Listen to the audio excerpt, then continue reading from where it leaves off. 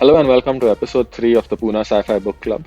Today we're discussing Olaf Stapledon's Sirius, a book that came out in 1944 and is about a super intelligent dog.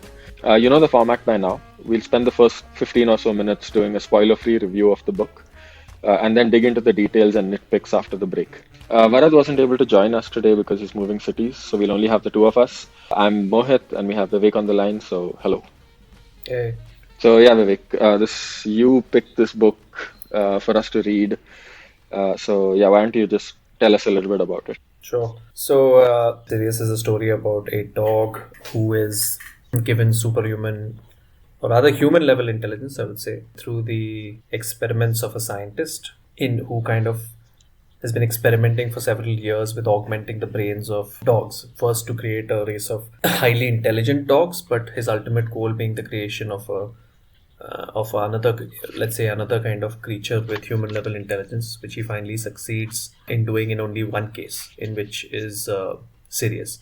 So the book is broadly an exploration or a kind of biography of Sirius and his life, told from a third person perspective. But more than the story of his life, it delves into his thoughts, into his position as a creature who is both thinks like a human and but whose emotional and instinctive sides are that of an animal. And so he has a base nature which is torn between both realities of who he is, which is the one that of an animal with all its implications, as well as that of human. So the whole book is an exploration of kind of, in a nutshell, the book is an exploration of what an intelligence similar or equivalent to the human intelligence would be like, but told from a perspective external to us, but not an alien perspective, but from the perspective of something that, or a being that would be at least somewhat emotionally familiar to us in the form of a Yep. dog. And that's kind of the book actually. So it's there is a story within that several themes are explored dealing with this topic of intelligence, identity, meaning, self,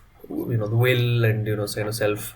What does it mean to have self, and then purpose and things like that, and alienation and topics like that. So several topics like that explored through this. So an interesting thing written a long time ago, but which is quite current. The book doesn't feel very dated, and it's probably one of the first or earlier books in the exploration of this kind of a topic. We have seen later in other versions, like whether they're alien minds or cybernetic minds or whatnot, but this one tells it from the perspective of the dog. So yeah, so that's the book, and so it's more themes and ideas than a strict plot line with elements like that. But yeah, that's what we'll chat about today. So Mohit, what did you Yeah, think so about it?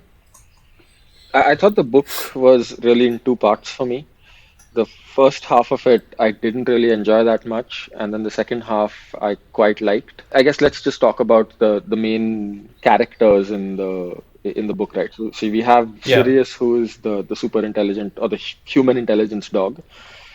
We have Thomas Trelone, who's the scientist who creates him through whatever science magic. We have Plaxi Trelone, who is the youngest daughter of Thomas Trelone, and who was born about the same time as Sirius was born. So they are sort of like siblings because Sirius has been brought up like a member of the family and a child for the Trelones. You have the mother of Plaxi, Elizabeth Trelone, who hops in and out of the narrative in bits of the book. And then you have like the three or the four main characters that Sirius has experiences with through the book, which would be the two shepherds, Pew and Thwaite, Hmm. he works with, and then there's the priest, the Reverend Jeffrey, and then finally there is the scientist McBain, who's one of the collaborators of Thomas Trelone, the original Hmm. scientist. So Turtle. Yeah. that's the main characters, and you kind of see different aspects of Sirius's personality and sort of growth as an individual when he interacts with all of these different characters. But I think what stands out to me and where I disagree with you is that this book does feel quite dated in the style that it's written. Like or at least I guess that's my interpretation of it. Like I felt that the book was the writing didn't really flow to me. Like it felt very staccato, it's just like here's statement, statement, statement, and it didn't kind of really Hmm. flow well together. And it actually felt very reminiscent of like old science fiction, which is what it is. So like not as a Hmm. complaint against it. Like I think it's a product of its time in terms of when it was written, and it's also a product of its time in terms of where science fiction was in its evolution as a genre. So like you're absolutely right. Like there's no overarching story as such. It's mostly it's just exploration of this idea of super intelligent but non-human intelligence. And it was interesting in that regard, but I definitely felt like the writing style felt quite dated to me compared to modern science fiction, which I think is much higher quality literature, regardless of how interesting the ideas themselves are. And I think this book does have interesting ideas. So, just for the benefit of any listener, a very short extension to that synopsis would be that the Thomas Trelone has experiments with dogs specifically. There's a lot of thought given to in the book as to why the choice of a dog, and it relates to the ability that the dog is the right size and the right build in order so that its head is expanded during the process of this genetic alteration that Trelone does. And so the dogs are the only animals which have been seen to kind of balance out being close to humans, but also being large enough to be able to support the kind of augmentation in size and weight, etc., that happens Yep. during the process. So while he starts out by augmenting dogs to be kind of, he works with sheepdogs primarily, and then he first develops a breed of super sheepdogs who are like very, very much more much smarter than regular dogs, so very, very efficient at their task. And ultimately, he creates Sirius, and he decides to raise Yep. Sirius with his own family, with his own children, because at that point he has a daughter, and he decides to raise them both in the same family, which is also part of his long-term kind of experiment on understanding this intelligence, so as to ensure that that intelligence grows up in as human a context as it possibly can, but with also some differences, right? So the first part of the book, I think, what I'm hearing is when you say the first part of the book, that's about Sirius's childhood and the part where he's with them and the family and the initial part of the relationships. And the second Yep. part of the book is when he's separated, when he moves out and effectively Yep. goes out on his own. Those are kind of the two step points in it. In terms of the book being dated, I actually felt that the literary style was kind of. I mean, I felt it was quite well written for what it was supposed to think. And yeah, it does have like it is a little bit of a dated style of writing, I would say. But in terms of like the themes that it explores, the contrast is made between what the author imagines a dog's inherent feelings on things like violence or sex or love, and contrast that with what Yep. what the human notion would be, and and then the kind of character Sirius, particularly his conflict on some of those topics was, and also the humans' reactions to those things and their conflict with seeing him. Obviously they interact with him as an intelligence, but then also some aspects of his behavior kind of remain so alien to them, right? So the book is a kind of tussle between them, and that discussion of those particular topics, and some of them were actually quite progressive in terms of the descriptions of, and downright some, I would say, uncomfortable themes throughout the book. But that's also the part which I thought was like interesting and thought provoking. And when we go into the spoiler section, maybe I'll go more into those. I thought from as a piece of literature, actually, it was fairly well fleshed out. Actually, I thought it was pretty well written. Even though the style is a bit archaic, I'm not certain that what the right style of presentation for this kind of story would have been otherwise, right? Because anytime you have it kind of preserves that slight feeling of It's alienation not you have it's not from so the topic much the or the the character. way that the book is written as much as just like the literary style. I guess I'm not explaining really well what I'm trying to say, but in terms of the perspectives, I think it's right. And I guess I forgot to mention like the last main character, which is the narrator himself, who is a guy called Robert, who Yeah. shows up in chapter one. He is Plaxy's love interest partner, whatever, and he shows up in chapter one having found Plaxy, and the whole book is his interpretation of Sirius's life experiences and his relationship with Sirius over time as well. So I think that's actually a really good plot device. That the fact that it's some random dude writing the book rather than Thomas Trelone writing the book, because it allows the author to kind of magic away the Mm. science details of it, because obviously some third guy is not going to understand the science the way that Thomas would have, and therefore Yeah. there's no need to explain it. So that's kind of a neat little trick that allows you to bypass I guess the hard science fiction part of it and just move on to the what is it to be human kind of themes. And so all of that is fine. It's just, Mm. I guess you're right. Like maybe the my interpretation of it as it doesn't flow that well has something to do with what you're saying about how it makes you feel a little alienated and strange. And so maybe that's intentional. But yeah, like that. And I think the uncomfortable bits of it are predominantly the earlier part of the book. And that's the part that I didn't enjoy reading so much. Like it just made me really uneasy reading that bit. But once we see Sirius move out and start interacting with these other people, like that's kind of when the book really picks up for me. And I think those interactions are really quite interesting because it really explores a whole bunch of different aspects of human nature. Like I think each of the four characters like Thomas, McBain, Pew, Waits, and Thomas Jeffrey, Pugh, five. So Twait, and like. with the five of them, and I guess Hmm. Plaxi is sort of ever present in the background, but the five non-Plaxi characters, I think, are the ones who reflect Hmm. sort of different parts of human nature. And I think that bit is done quite well. And of course, we'll talk a little bit Hmm. more about each of them after the break. But yeah, like that's my sense of it. Like I kind of enjoyed reading it. Towards the end of it, like I definitely did enjoy reading it and was much more committed to the story than I was early on. Like I think it takes a while to pick up is my reading of it. Yeah. Yeah, I think it'll be helpful, like to try and contrast with anything, any other material that you make. Because to put it in perspective, I think there is a set of science fiction writing which deals with, the question of identity, self, and what it is to be human. And this typically within cyberpunk genres, where you look at whether it's Blade Runner or any of these stories which deal with Ghost in the Shell, or any of these stories which deal with the idea of cyberization and having an artificial mind. But what's interesting in this book is that it's basically the same idea of saying what does it mean to be human, and there are parallels to that, right? So if you look at whether it's an incipient AI which is gained sentience, it has this question of free will because it is subordinated to and created by humans. And that's similar to Sirius' situation, where he is both been created by Trelone, and he is very, very psychologically dependent on Trelone as a as a construct, actually, because he Yep. keeps it that way, and he's a dog, so he that part of him responds that way.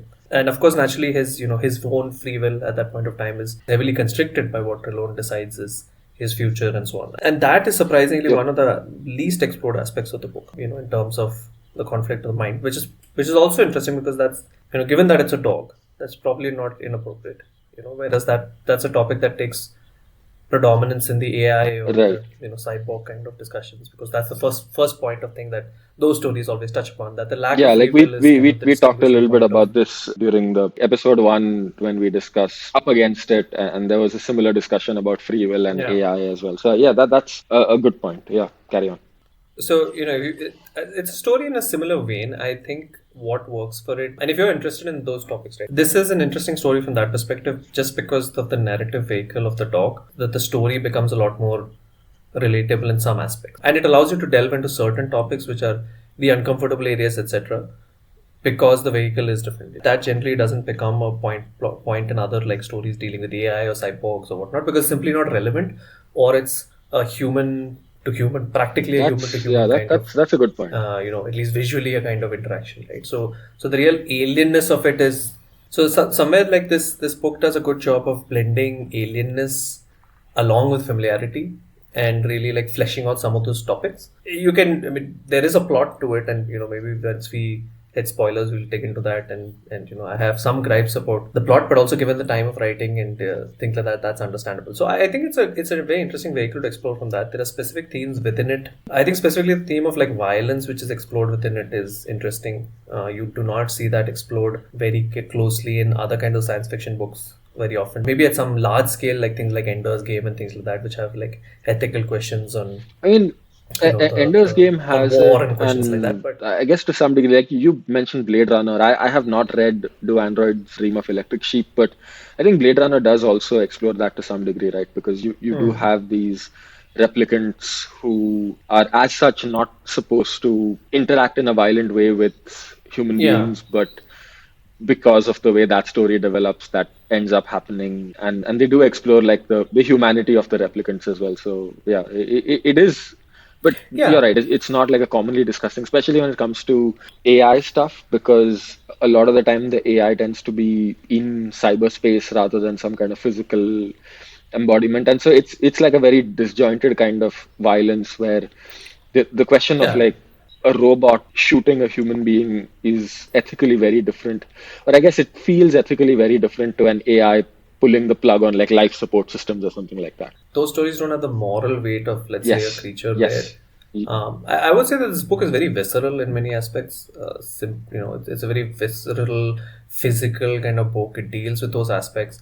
Now, whether that's, I haven't read all of Olaf Stapledon's works to know whether that's just his style or whether it is actually a literary device, given that he's, the predominant character is a dog and therefore everything is written from the perspective of. So the book is also written from the perspective of the narrator interpreting what he, the others telling him stories and also what Sirius himself tells him. And he's kind of retelling those things and inputting his own thoughts into it, right? So it's actually like one level removed with a layer of interpretation on it. So in that case, the viscerality of it is like interesting because that's again relating to the character being a dog. And so, you have that, and in somewhere, I guess it's also subtext for certain aspects of human nature, which are, let's say, subordinated in society to like our higher order functions or our social aspects of things, and all of those things come into conflict, right? So it was surprising to come across them in a book which I thought would be like a Frankenstein type of story. That was different, I would say, from cyberpunk or other stuff, such stories. Yep. It's not just a cerebral level discussion of these things. Somewhere, the themes do resound with people. They are uncomfortable. They are not the easiest things for people to grasp in, but the vehicle in which it's put in makes it feel these things natural. Like they come up naturally in the course of the story, given the protagonist, given the situation that they put in, and therefore you're kind of like, you adjust to it and you kind of see it through, right? Now, it's a different thing as to whether my thoughts on the resolution, etc. But maybe now would be a good time to jump into spoilers. So do you want to talk a little bit, like just spend a minute or two talking about the author? Yeah, so the author is Olaf Stapledon, who's an interesting personality. I mean, he was not originally known as a science fiction author. He was born in the late 19th century, lived through his adult years, World War One, World War Two. He was a conscientious objector in World War One. He became a philosophy professor in later years. Wasn't able to get a lot published out, and then turned to fiction writing as a way to express his ideas. And then his books found kind of success. Right, his first few books found a lot of success. He didn't explicitly start writing as a science fiction author, but when his works kind of became more popular, he kind of got dubbed in that thing. So he's one. I would say he's more of a literary author who writes science fiction, in the vein of people like Kazuo Ishiguro, or even if you want to take, like more of that blend of author. Yeah, I'd probably put like E.M. Foster in that list as well, who's written occasional science fiction, even though he's really like a literary author. So Yeah, I mean, if you want Kafka, that maybe, right? So he was, only recently, I think in the last 10 years or so, he was like inducted in the Science Fiction Hall of Fame, and his books have gained prominence. But he wrote a lot of topics dealing with things like humanity and identity and exploring themes that are explored in this book. But again, from a perspective, from a very like cosmological perspective of things, things like genetic engineering and like terraforming and the formation of planets. And so, interesting topic, interesting author. Writes at a scale. I think I came to him also through his other books, which is The Last and First Men and Star Maker and all these books, which are, after I'd read the Three Body Problem, things like that, I'm looking for like more people who write at large scale about, like kind of cosmic topics or large topics. And that's how I found him. But the first book I actually ended up reading of his was Sirius, which is kind of the opposite end of the spectrum, which is a much more concise story.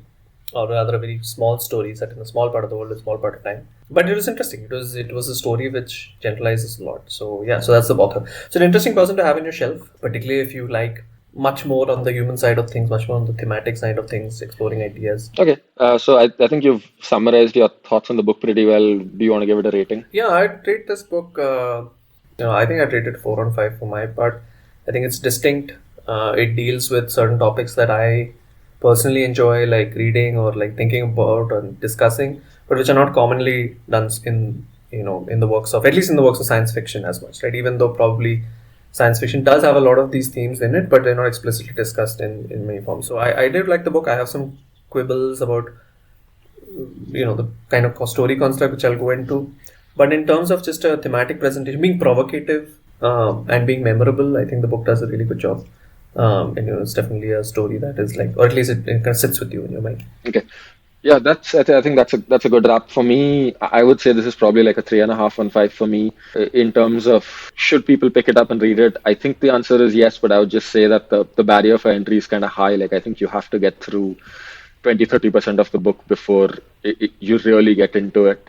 Or at least that was my experience of it. So that's where I would stand. Like I think you probably should read it, but it's not an easy book to get into.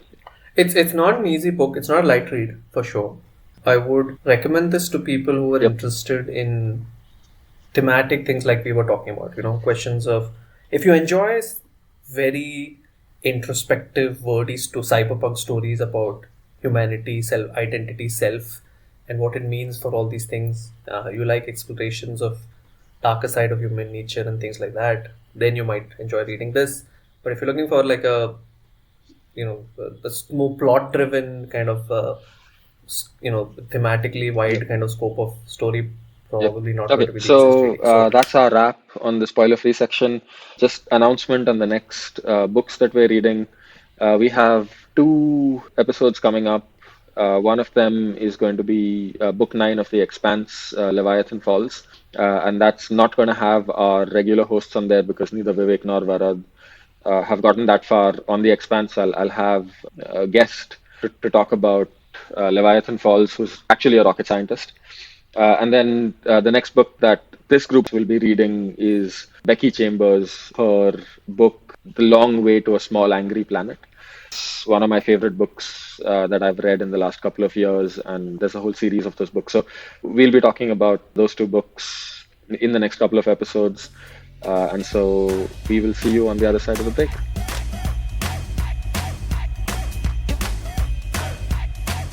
Okay, so diving into the spoiler part, I think I have to address the elephant in the room, the uncomfortable relationship between Sirius and Plaxi. They are siblings, they're not the same species, and there's just this continuous, are they going to be a thing? Will they, won't they? And that first section of the book where he's with the family and interacting with her, like where she is the main person he's interacting with, that just made me super uncomfortable, and I did not enjoy reading that part of the book.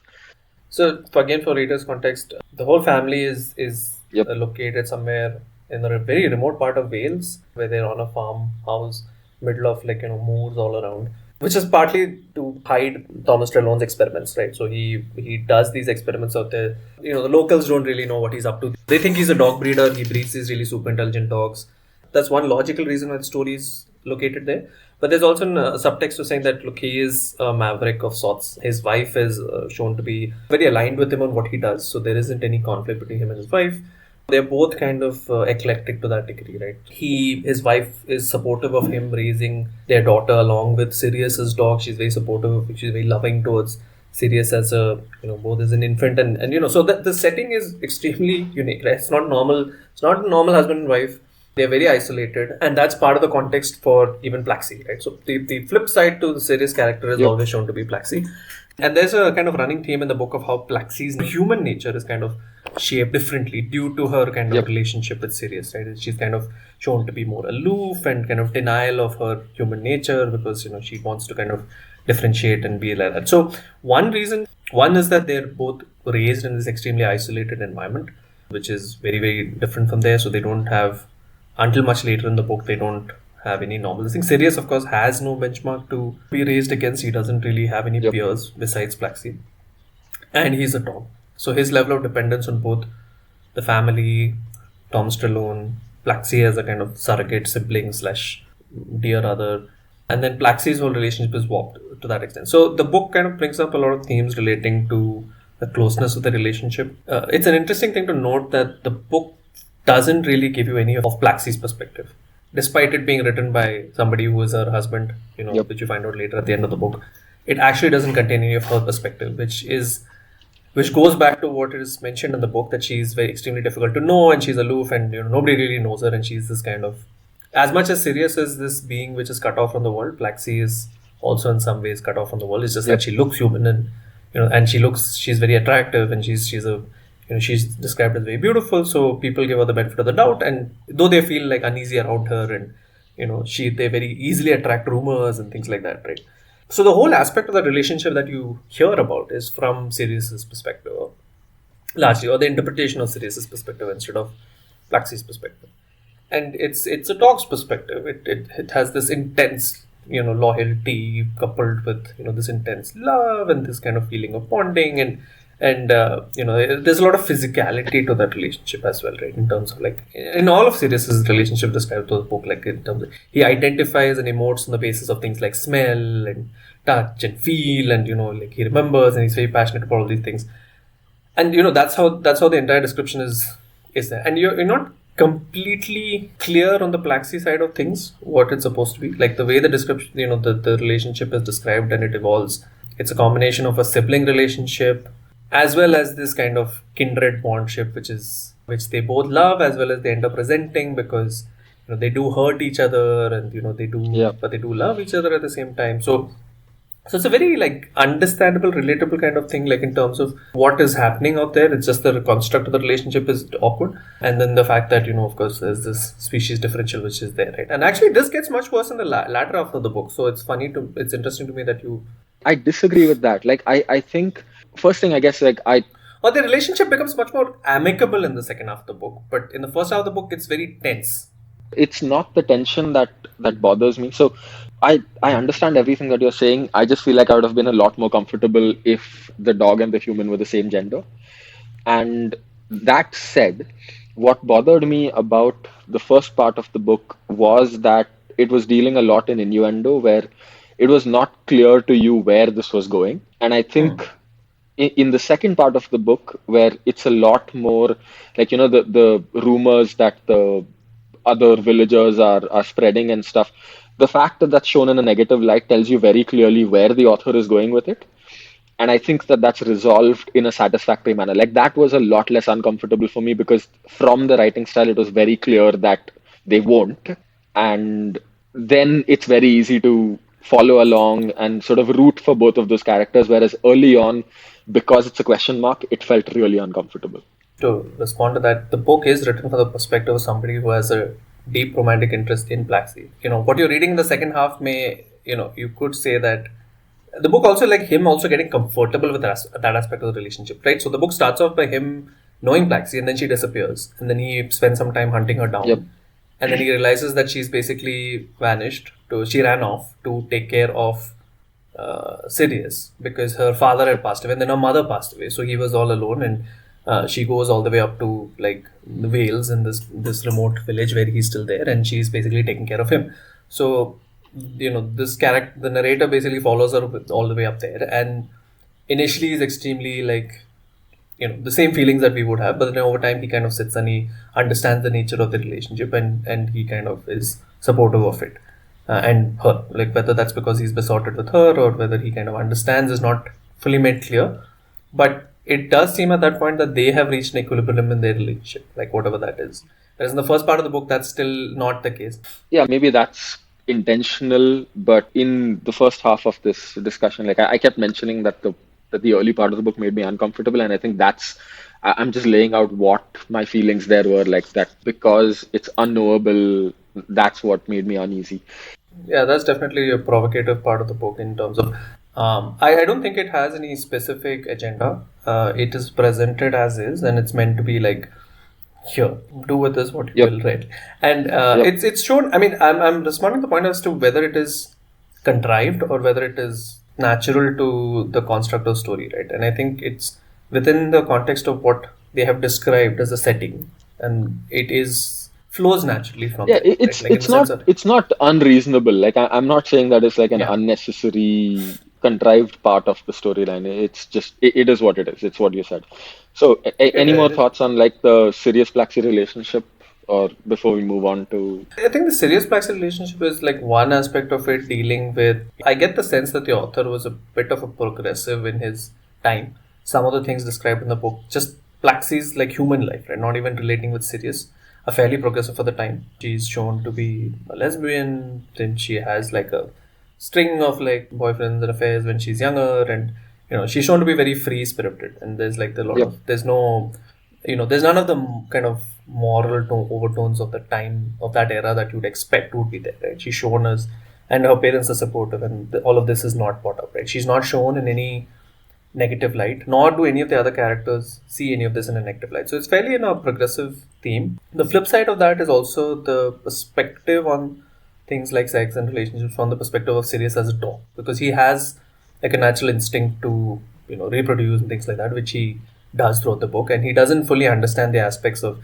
things like monogamy and like commitments and vows and things like that from the human thing, because to him feelings are this innate validation of what. So it's part again of his alienation of not understanding social construct, whereas where he thinks that everything is going to govern through feelings, right? So I don't know what the author's comment on that situation is ultimately, but it's kind of there. It's there as a mirror and a contrast, and I think when you read it, it helps to kind of it challenges your own views on some of those topics. And there's some interesting like sub points there, like his wild Sirius has this need to be like with other dogs and sexually and otherwise he's mentally cut off from them because he cannot communicate with them. Obviously they're not intelligent. So there are again these uncomfortable questions of like what does that mean, right? Like what does it mean to like take advantage of, or like use when you cut off from a species, when you want something intimate from them, that impossibility of it for him to kind of be intimate in his own nature, right? So and that's like a running thing throughout the book. Eventually it becomes other things, right? Like so the second half of the book is more exploration of him as he matures and other aspects of his thinking, while that first half is more about his puberty and his role as child and those things, and that's the kind of evolution. So it's a mirror. The author presents some things which you can take for what they will, and it's an interesting test. It's an interesting test of yourself, of what you feel or think at the end of it, because of everything that's presented. Where you put it, right? So I if I had to say, I would say I think it felt like a legitimate relationship to me, right? Yeah, uncomfortable as it that's is, fair. Yep. strange as it is, it makes you weird, but it felt legitimate, and towards the end it really feels like it's an earned relationship, right? They do love each other, and there's this bond, and that comes through. So in that sense it was triumphant, right? Like it felt, it didn't feel like it was easy for any of them, right? And then so there is a weight to that at the end of the story. Which comes through, and I thought that was well done. Yep.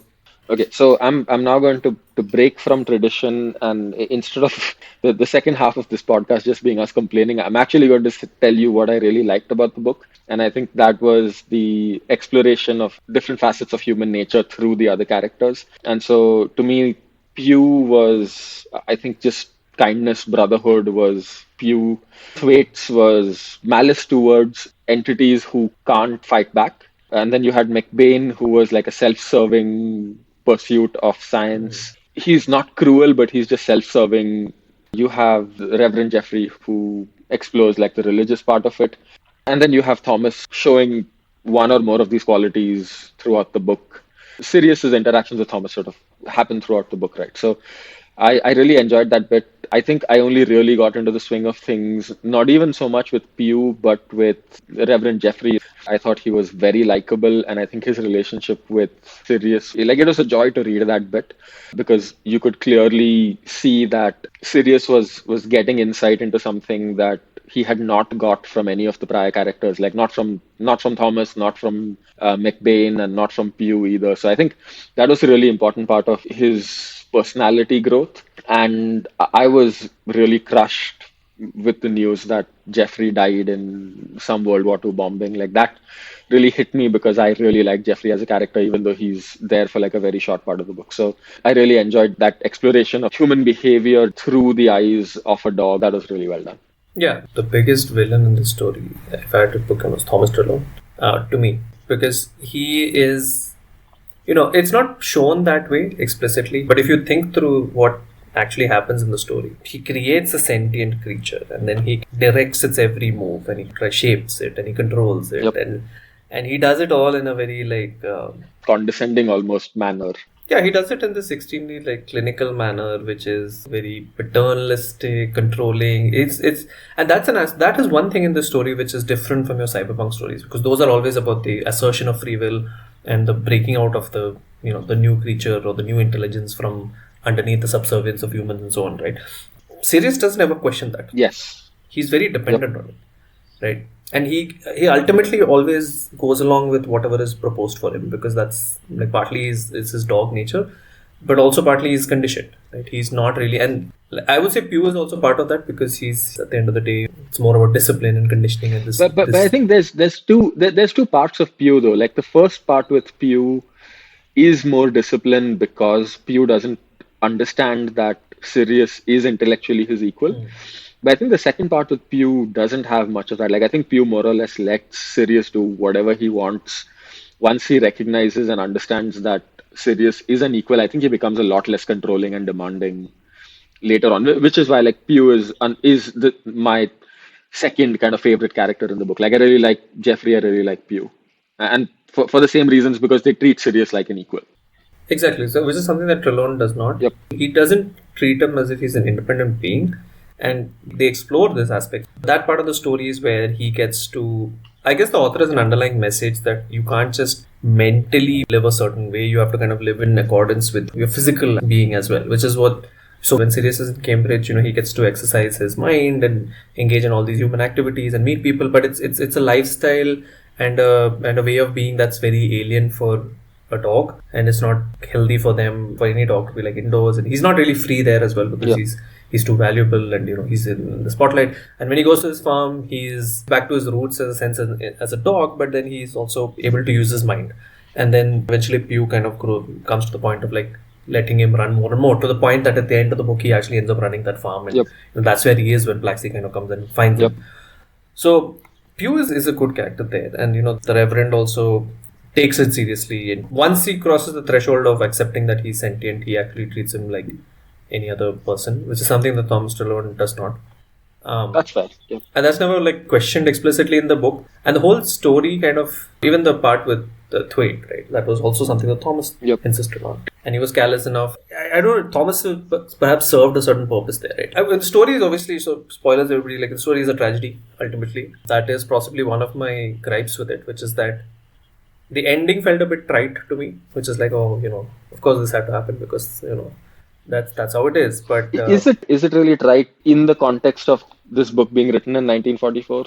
I would think so. I mean, that part of the story is essentially a downward spiral. It is. It is. It's like Thomas dies, and then everything goes to shit. Like ever since he kills Thwaite, Thomas dies, and then everything kind of unravels for It doesn't really unravel until Blacksea leaves, right? Like once. Blacksea comes, but then that shield which surrounded Sirius is not there, right? Like people are making rumors about him. His obvious intelligence is now visible to folks, and there, all those rumors of Blacksea and him, and he's seen negatively. Yeah, but there's that whole phase where he is running the farm with Pew after Thomas's death, and Elizabeth is around as the helper. And I think that part is quite happy and pleasant. And then, yeah, you're right. The bit with Blacksea coming back and helping with management of the farm, I guess you're right that it's the start of the downward spiral, and things go completely out of control once Blacksea gets like a war assignment. Things just go completely Yeah, out. because I think where the story is taking it is that after Thomas's and Elizabeth's death and Pew's death.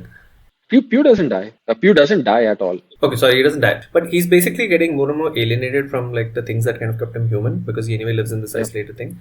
And then, there's hostility building around him, and that's kind of undermining his own mental stability, and he's reverting more to his basal instincts, and Blacksea is the only thing kind of keeping him more or less grounded, right? But that itself acts as an accelerant to some of these issues, which kind of end up boiling over, and it comes up. So while that's natural with the scope of how it's described, I guess the story is written as more of a Greek tragedy kind of thing.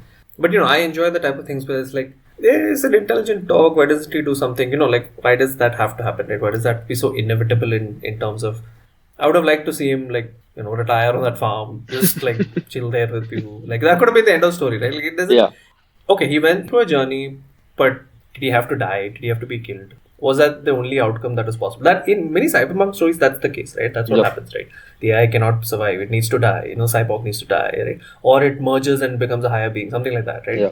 But he's not software, so that's not possible for him. But I'm saying that doesn't have to end that way. It could have, because he's a dog, right, and because he's familiar with human nature, he could have grown smarter. But he kind of doesn't ever come up the curve on like understanding human society, even from an external perspective. I don't think intellectually he is immature. I think he's emotionally immature. Going back to the same thing that you said about him wanting to interact with the whole world based on feelings rather than social constructs because he doesn't understand them. And I think that's really where he's lacking. I think his intelligence, I rarely felt was an issue. And of course, talking about his feelings, the other thing that stood out to me was just there is an absurd amount of violence in this book. Like the Yes. sheer number of like people that he injures and or kills, the number of animals that he kills, like it's just like, dude, dogs don't have this much violence in them. I know that's the other part of the book. That's the other uncomfortable topic. Besides the sexual stuff which is there, then you have like the spiritual stuff. You have the kind of, I would say, nature and person kind of thing. That the intellectual side of things in Cambridge, and the violence is the other aspect because it comes very easily to him and he uses it more freely than people would. Yep. Because he's not bound by, let's say, the societal things, and it has a different impact on him than it does on people, right? He kind of enjoys it, or like it's more natural to him, so it's easier to come by, and he uses it pretty liberally. I don't know if like dogs are like that violent generally by nature, but they could be.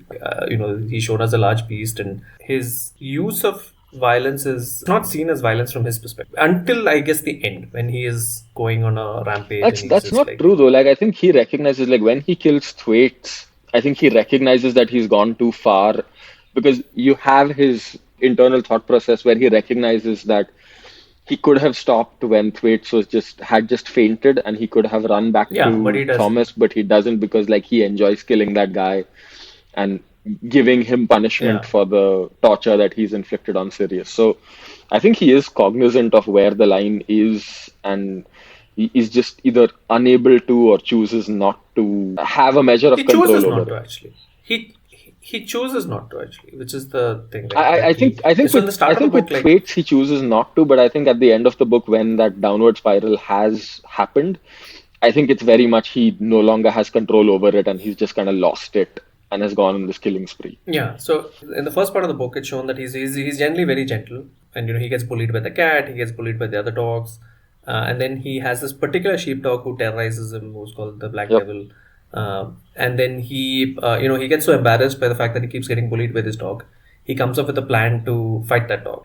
And he uses his intelligence to kind of augment his. He's fairly strong and big, but he's fairly cowardly. And the story makes a lot of point of saying he's cowardly, Yeah.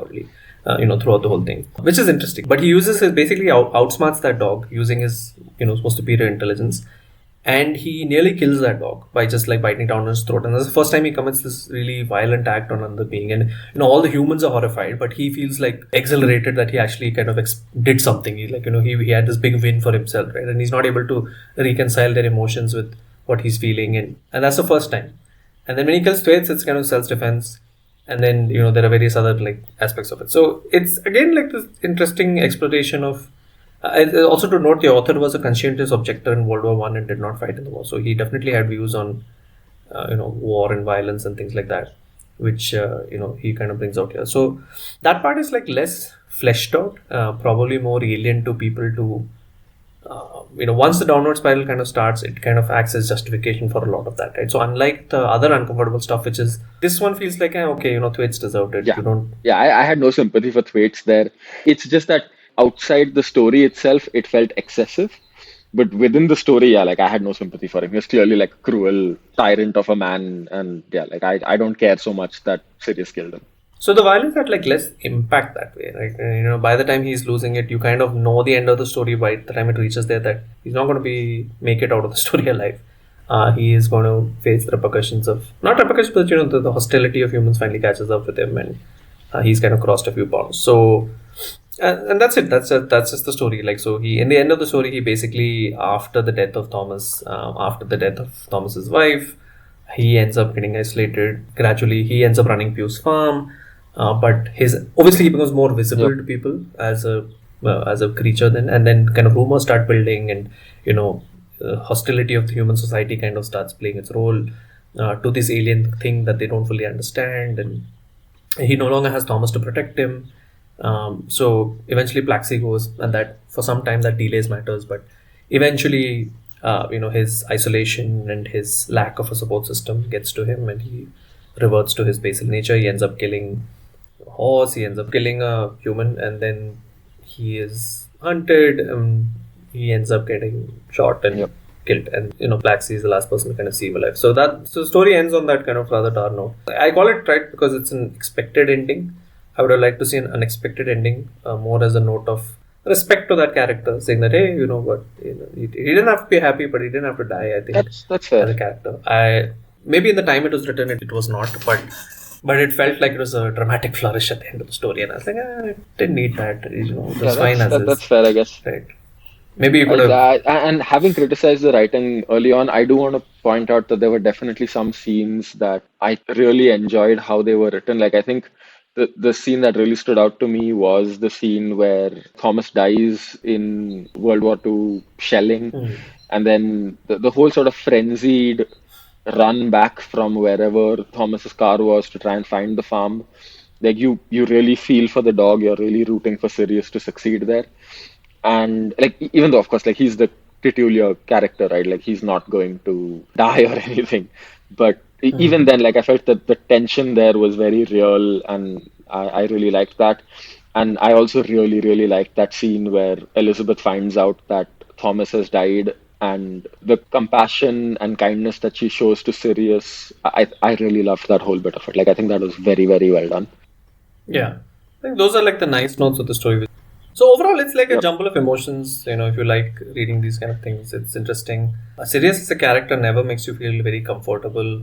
You know, he does feel alien throughout it, as these characters should.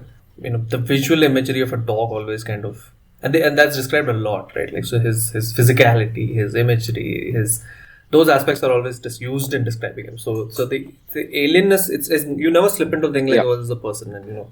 Which happens in some of these other AI stories, right? Because it just feels like this is somebody, Yeah. right?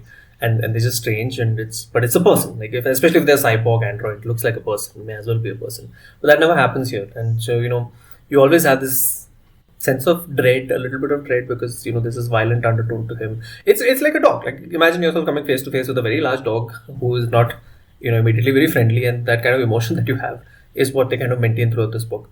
With this layer of like his thoughts, and you know, obviously it's his inner monologue, so there's nothing very comfortable about that most of the time, and in the situation and so forth. So that's what I thought the book did very well, which is, you know, keep that balance of keeping you on your toes, keeping you as the other. It's one of those books, I would say, that when you read, you know, you go through this, like, you oscillate between various emotions and thoughts at points of time, and that's the purpose, I guess, of the thing. Like, I don't. It's not a book where I feel very compelled to come to any particular point of Yes. view on any of those topics. It, But it's very but I much a like thing going on of that ride of here like, are the experiences of this non-human person, and do with it what you yeah, will. Like, you're right about that. yeah, it's like, you know, can you empathize? Can you not? Can you just think? So that's what I liked about the book, and you know, hence, if you enjoy reading that, it does it better because it's dog. I honestly was not expecting what I read when I started on the book about a human-like intelligence dog, but turned out to be much heavier than what I thought it was. But you know, if you like exploring those themes, you like going on a bit of emotional roller coaster rides, give it a try. Yeah, I think at the end of it, like, you have to invest a whole lot to really get into the book, but I think the payoff is worth it. Any other thoughts on any plot points that we haven't covered? Anything else you want to talk about? I guess one thing I wanted to touch upon was his time spent at Cambridge, where the author goes on a whole rant about how he just spends all his time being intellectual, and he's become like fat and flabby and unfit. I'm just like, that's one thing that does hold up to COVID times, where we're all cooped up in our houses and working remote and everything like that. Yeah, That fits. And yeah, like, that stood out to me. Not that it's particularly interesting, it just really stood out to me that that was quite timely. one question I always had was whether Sirius was in any way a substitute or some kind of projection of the author's thoughts on certain matters. Given that he was an academic who kind of got frustrated with the field and started writing as a way to express his own ideas, Yep. I think the whole part about Cambridge was partly on that. And then there was this whole like undertone on like, I think it's somebody who like really believes in like the physical side of living as a person. Like, because you know that whole thing about like, oh, he's not really himself until he's on Pew's farm, and you know, like he's fat and flabby and he can't think and he's cut off, Yeah. and only being close to the earth and close to his roots, which makes sense in the context of a dog. Like, Yeah. I was like, okay, it could make sense in the context of a dog. So in some way, he's saying that, you know, you are kind of bound to your physical nature, and you know, it's not just about your mind. And so on and so forth. And I guess that's a point of view throughout the book, which is there. Yeah, that makes sense. That makes sense. Any other thoughts? No, I think that's it. It's a small little story. Why I said that this book is interesting is we haven't really seen anything very much like it since then.